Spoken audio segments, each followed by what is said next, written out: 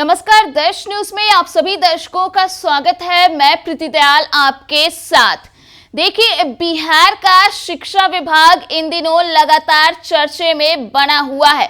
इसी क्रम में पिछले दिनों ही शिक्षा विभाग के एसीएस डॉक्टर एस सिद्धार्थ ने एक बड़ा फैसला लिया था। जी हां, बता दें कि तमाम डीईओ के लिए एक बड़ा आदेश जारी करते हुए उनका पावर कट कर लिया गया था। बता दें कि 1 अप्रैल से किसी भी डीईओ के पास कोई भी वित्तीय अधिकार नहीं होगा। इसके साथ ही कोई भी डीईओ सिविल वर्क नहीं करा पाएंगे। बता दें कि डीईओ के पास अब केवल शैक्षणिक कार्य कराने का अधिकार होगा। तो इस तरह से बड़ा फैसला शिक्षा विभाग की ओर से लिया गया है। ऐसे में बता दें कि शिक्षा विभाग की ओर से अभी एक लेटर जारी किया गया है तमाम जिला शिक्षा पदाधिकारियों के लिए ही। जी हां, बता दें कि कहा जा रहा है कि अब जब वित्तीय अधिकार डीईओ से छीन लिया गया है, वे सिविल वर्क नहीं करा पाएंगे, तो आखिरकार उनकी जगह अब कौन इस जिम्मेदारी को लेगा। तो इस लेटर के माध्यम से उन्हीं बातों का जिक्र शिक्षा विभाग की ओर से किया जा रहा है। तो साफ तौर पर आप उस लेटर को अपने स्क्रीन पर भी देख सकते हैं, जिसमें साफ तौर पर देखा जा सकता है कि शिक्षा विभाग के एसीएस डॉक्टर एस सिद्धार्थ ने इस लेटर को जारी किया है।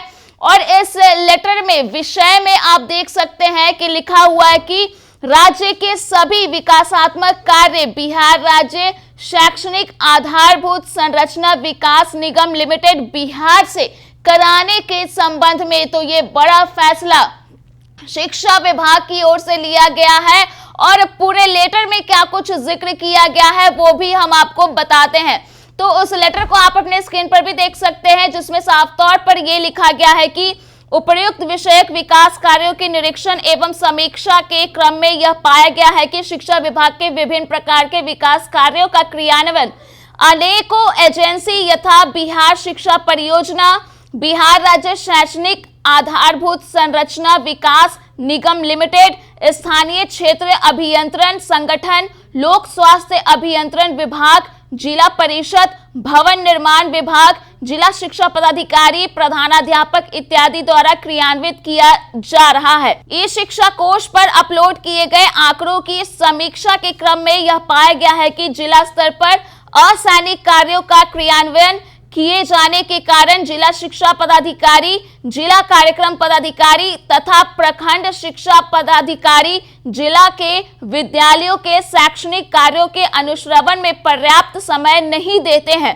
इस कारण से शिक्षा विभाग द्वारा क्रियान्वित की जा रही योजनाओं के समरूप एवं समेकित रूप से गुणवत्तापूर्ण क्रियान्वयन में कठिनाई हो रही है। इसके आगे लेटर में यह भी जिक्र किया गया है कि वर्तमान में जिला स्तरीय कमेटी के माध्यम से जिला स्तर पर विकास कार्यों को क्रियान्वित करने के लिए जिला शिक्षा पदाधिकारी अधिकतम 50 लाख तक की योजना ले सकते हैं। ऐसी स्थिति में एक ही विद्यालय परिसर की अनेक योजनाएं 50 लाख की सीमा के अंदर सीमित कर क्रियान्वित की जा रही है।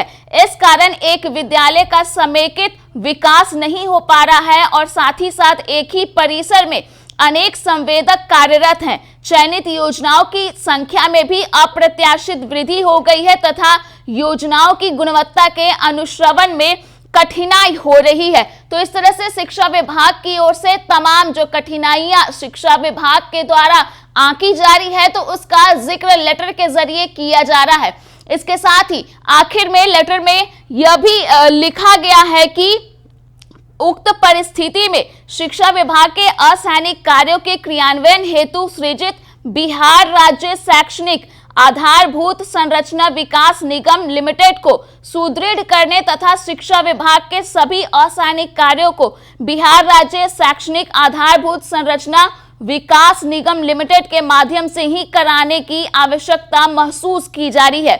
इसके साथ ही साथ आगे यह भी जिक्र किया गया है कि अब शिक्षा विभाग के सभी प्रकार के विकास कार्यों का क्रियान्वयन 31 मार्च के बाद बिहार राज्य शैक्षणिक आधारभूत संरचना विकास निगम लिमिटेड द्वारा ही किया जाएगा।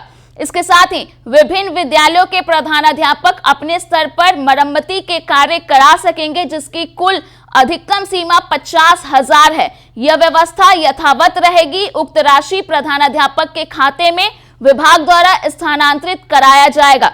इसके साथ ही यह भी जिक्र किया गया है कि 31 मार्च 2025 के बाद किसी भी निर्माण से संबंधित राशि जिला शिक्षा पदाधिकारी को नहीं दी जाएगी।